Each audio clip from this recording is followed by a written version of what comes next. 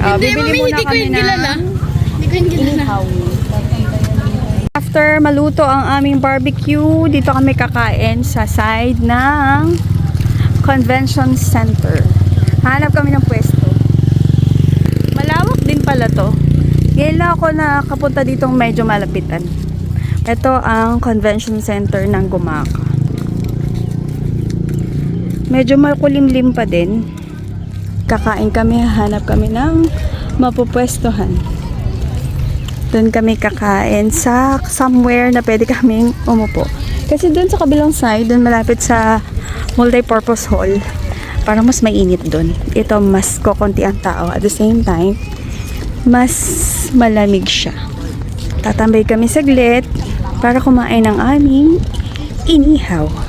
Naman yung part ng other side ng Gumaca Heritage District. Ano nga siya? Ayan, kumakain na kami dito. Uy, ganun lang pala ang technique. Bubutasan mo lang yung sauce ng konti. At parang ginawa mo. Ayan, malapot pala yung sauce niya. Bakit Ay, masarap pala. Oh. Uy, isaw. Yummy, yummy. Okay, kakain lang kami. Tuloy-tuloy lang namin ang aming pagkain. Pero maganda ang dagat ngayon. Mas tahimik. Halos naubos namin ang aming in-order na isaw. And then, konti na lang yung isaw. Mga 3 na lang. 3, 4. Tsaka isang bato. Ubus na. Uwi na kami. Are you sure? Pagkatapos namin kumain, try naman natin pumasok dito sa convention center. Hindi pa ako nakakapasok din dito simula nung kinonstruct ito. We'll see kung ano makikita natin sa loob. Gaano ba siya kalaki? Hindi ko masyadong alam. Rehabilitation of Southern Quezon. Tinan mo, magre-rehabilitate na siya. Hindi ko pa napapasok. Medyo tagi ko na itong nakikita sa video. Pero hindi pa ako nakakapasok talaga. Which is, kaya hindi ko alam kung saan ang entrance. Ito pala ang entrance. Ay, malaki pala siya. So, first time kong pumasok dito. Malaki pala siya, oh. Ayan. Medyo modern na rin yung design. So, dito sila minsan ng basketball, ng mga programs, ng mga events sa Gumaca. Merong practice dito, hindi ko alam kung para saan. Ayan. Isang ikot lang siya. Ay, isang ikot. Simple lang ang design, pero at least nakabisita ako dito kasi ang tagal-tagal ko nang laging nagbabakasyon pero hindi ako pumupunta. Now, nakapasok na ako. I think that's enough. We're going back. Ayan. Nire-rehabilitate na siya agad.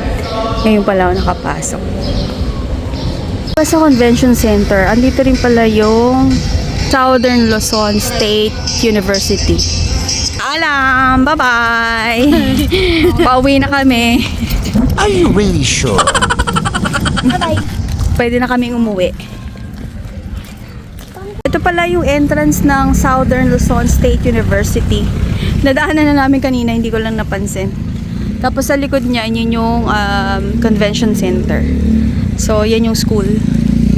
Tapos dito sa side, yung binilhan namin ng mga isaw-isaw, mga street food. Yan, isang diretso dyan. Mga isaw-isaw,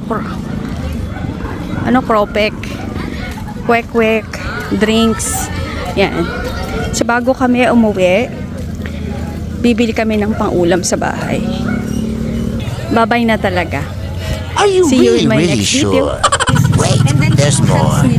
Masarap daw po sa O, 2 shots. Sige, tulog ka niyan. ano na lang, pang isang cup na lang yung sa coffee. Suggestion ko lang naman po yun. Yung water-based na passion fruit.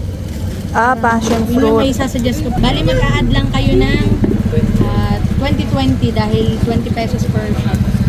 Sige, passion fruit na lang. Water-based, ano?